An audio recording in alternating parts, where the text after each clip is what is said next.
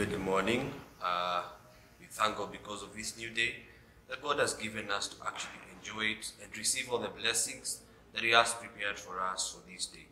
Today is actually the 8th day of our Lent season, and today we're going to get our reading and our topic or our teaching today coming from the book of Romans chapter 3 from verse 1 to verse 20. But allow me to just read a few verses, which is verse 3, verse 9, and verse 20. Now verse 3 says, "What if some did not have faith? Will their lack of faith nullify God's faithfulness? Not at all. Let God be true, and every man a liar, as it is written." That is Romans chapter 3, verse 3 and verse 4. Let us read verse 9. "What shall we conclude then? Are we any better? Not at all. We have already made the charge that Jews and Gentiles alike are all under sin." Let us read verse 20. "Therefore, no one will be declared righteous in his sight by observing the law. Rather, through the law we become conscious of sin."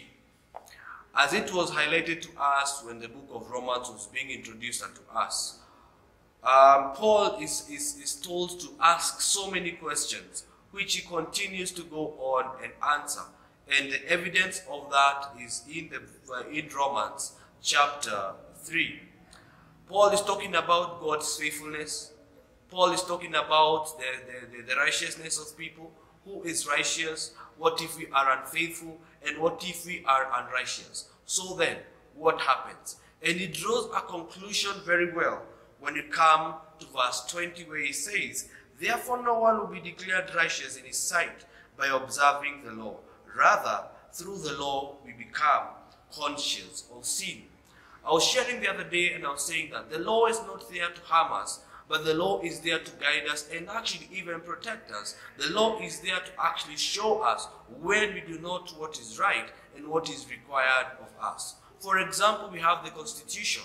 The Constitution protects us, and the same Constitution and the same laws that are passed there are the same laws that accuse us when we fail and when we fall to meet the law.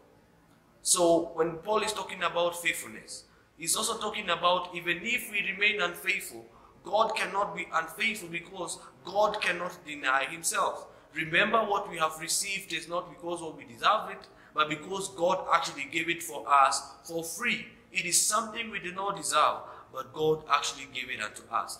Nobody can be called to, or can be told, or can be said to be righteous than the other. Not the Jews, nor the Gentiles. Therefore, nobody can say, "I am more righteous than the other person." For the law is what convicts us and shows us when we fail and when we do not do what we are required to do. Therefore, may God help us, especially in this Lent season, for us to know where we have failed, for us to know where we have sinned, for us to know that we are not righteous, that every day we fall, that every day we sin, but God is always faithful.